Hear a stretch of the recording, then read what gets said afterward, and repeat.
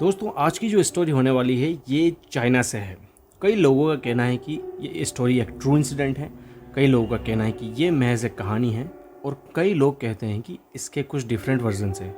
Video में आगे बढ़ने से पहले मैं बता दूं कि एक पॉडकास्ट वीडियो होने वाली है, सो आप इसे कोई काम करते हुए भी सुन सकते हैं। तो उठा लीजिए हाथ में कॉफ़ी का कप और हम शुरू करते हैं। तो बात है 14 नवंबर 1995 की। बीजिंग के आसपास बहुत बारिश हो रही थी, तो एक शख्स जिसका नाम फूजी चैन था वो बस का वेट कर रहा था। फूजी को फ्रेग्रेंस हिल्स नाम की एक जगह पे जाना था और इस रास्ते पर जाने वाली ये आखिरी बस थी। बस का नंबर था 375। फूजी देखता है कि एक बूढ़ा आदमी भी है जो इस बस में ट्रेवल करने वाला था। थोड़ी देर बाद बस आती है 375। फूजी और वो बूढ़ा आदमी दोनों बस में चढ़ते हैं और बस निकल पड़ती है अपने सफ़र पे। अब बारिश इतनी तेज थी कि लग रहा था कि बाढ़ ही आ गई है और सड़क पर पानी भरना शुरू हो चुका था। ये सब देखकर ड्राइवर बस रोक लेता है। फूजी बोलता है कि बस क्यों रोक दी? तो ड्राइवर कहता है इस रास्ते से तो जाना पॉसिबल नहीं है, हो सकता है आगे चलकर सच में कोई बाढ़ का खतरा हो या रोड पर पानी ज़्यादा ही भर गया हो, हमें कोई दूसरा रास्ता लेना पड़ेगा और मुझे एक रास्ता पता है। फूजी इस बात पर मान जाता है, लेकिन बूढ़ा आदमी कहता है कि हमें किसी दूसरे रास्ते पर जाने की क्या ज़रूरत है, वो भी इतनी बारिश और रात के अंधेरे में। हम वापस चल लेते हैं, किसी अनजान रास्ते पर जाने से बेहतर है कि हम वापस ही चल लें। फूजी कहता है कि मेरा फ्रेग्रेंट हिल्स जाना बेहद ज़रूरी है, आपको नहीं आना है तो उतर जाइए, और अगर ड्राइवर को रास्ता पता है तो जाने में दिक्कत ही क्या है। मजबूरन बूढ़ा आदमी भी मान जाता है, क्योंकि ऑब्वियसली कौन ही सुनसान रास्ते पर अकेले वापस जाना चाहेगा। अब बस चलती है और धीरे धीरे बारिश कम होने लगती है। बस की कुछ खिड़कियाँ खोल दी जाती है, ठंडी हवा आती है और फूजी और बूढ़े आदमी की आँख लग जाती है। इन्हें देखकर ड्राइवर की भी आंख लगने वाली होती है, लेकिन कंडक्टर इस बात को भांपकर ड्राइवर को जगाए रखने के लिए उससे एक कहानी सुनाता है जो मे भी सच हो सकती है या फिर एक folklore, we have no idea. तो फोकलोर का नाम है जोंगकुई और कहानी कुछ इस तरह थी। बहुत वक्त पहले की बात है, इसी एरिया में जोंगकुई नाम का एक शख्स रहा करता था। कहा जाता है कि ये शख्स दिखने में बहुत बदसूरत था, इसकी आंखें बहुत ज़्यादा ही एबनॉर्मली बाहर निकली हुई थी और इसके मुंह पे बहुत ज़्यादा और बहुत घनी काली दाढ़ी आ रखी थी।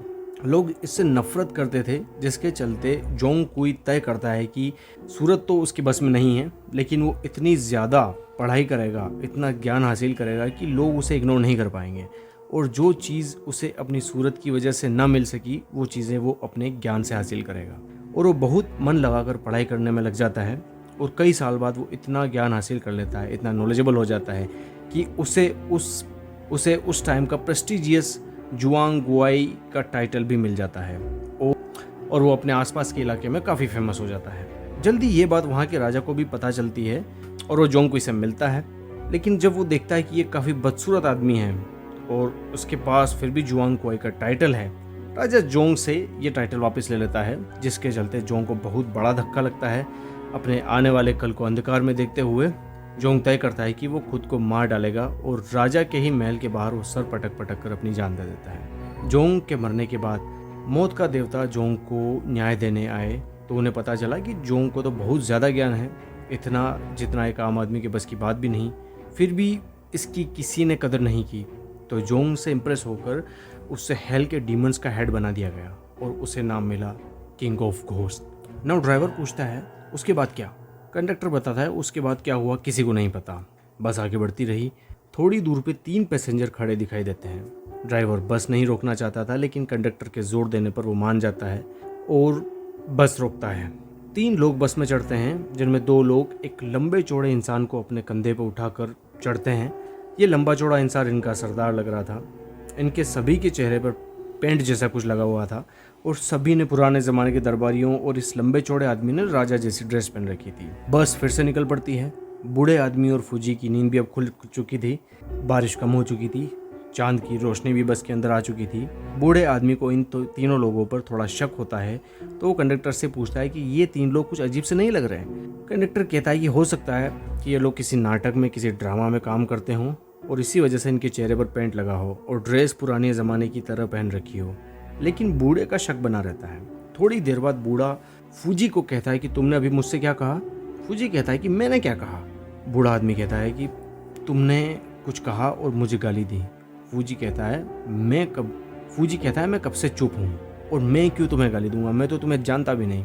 लेकिन अगला ही मोमेंट बूढ़ा आदमी फूजी को थप्पड़ मार देता है और झगड़ा बढ़ता जाता है। दोनों एक दूसरे को पुलिस की धमकी देने लगते हैं। दोनों से परेशान होकर कंडक्टर इन दोनों को बस से उतार देता है और बस आगे चल पड़ती है। बस से उतरकर फूजी गुस्से में बूढ़े को चिल्ला के बोलता है कि मुझे फ्रेग्रेंट हिल्स जाना था और तुम्हारी वजह से मैं बीच में फंस कर रह गया। बूढ़ा बोलता है कि मेरी वजह से तुम आज मरते मरते बचे हो, जिंदा रहोगे तो फ्रेग्रेंट हिल्स कल भी जा सकते हो। फूजी कहता है क्या मतलब? बूढ़ा कहता है तुमने देखा नहीं वो 3 लोग कैसे मूर्तियों की तरह बैठे थे?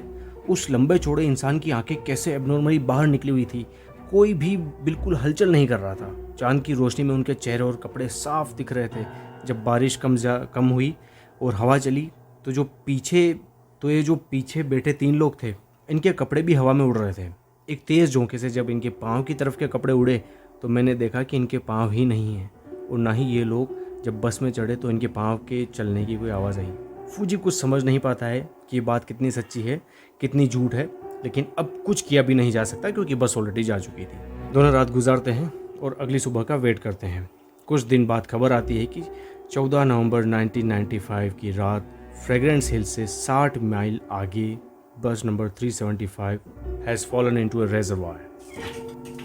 कुछ दिन बाद खबर आती है कि 14 नवंबर 1995 की रात फ्रेग्रेंट हिल से 60 माइल आगे बस नंबर 375 एक तालाब में गिरी हुई मिली, जिसमें कुल 5 लोगों की लाश मिली। एक ड्राइवर, एक कंडक्टर। इन दोनों की लाश ताज़ा थी, जबकि 3 दूसरी लाशें थी जो काफ़ी सड़ी हुई थी, मानो ये लोग काफ़ी वक्त पहले ही मर चुके हों।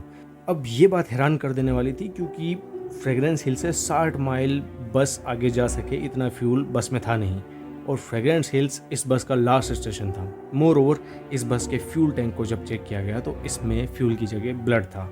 स्टोरी यहीं ख़त्म होती है। अब इस कहानी के कुछ अल्टरनेटिव्स भी हैं जहां बताया जाता है कि ये बस ही हॉन्टेड थी। कुछ स्टोरीज में कहा जाता है कि फूजी और बूढ़े आदमी के साथ एक कपल भी था जो इसमें मारा गया और ये ही वो 2 इंसान थे जिनकी लाश ताज़ा बची थी, वाइल ड्राइवर और कंडक्टर भी घोस्ट ही थे। कुछ स्टोरी में सुनने को मिलता है कि ये बस ड्राइवर एक लेडी थी और बूढ़े आदमी की जगह एक औरत थी जो फूजी पर इसका पर्स चोरी करने का इल्ज़ाम लगाकर थप्पड़ मार देती है और उसके अपने साथ बस से नीचे उतार लेती है। डोंट नो इफ़ ये लोग जोंगकुई और उसके डीमंस थे या कुछ और, या फिर ये रियल लाइफ क्रिमिनल थे और बस को हाईजैक करके दूसरे लोगों की लाश को इन्होंने ठिकाने लगाया हो। कुछ भी हो सकता है। It's all up to you to make a judgement out of it. I hope आपको कहानी पसंद आई होगी। Thank you so much.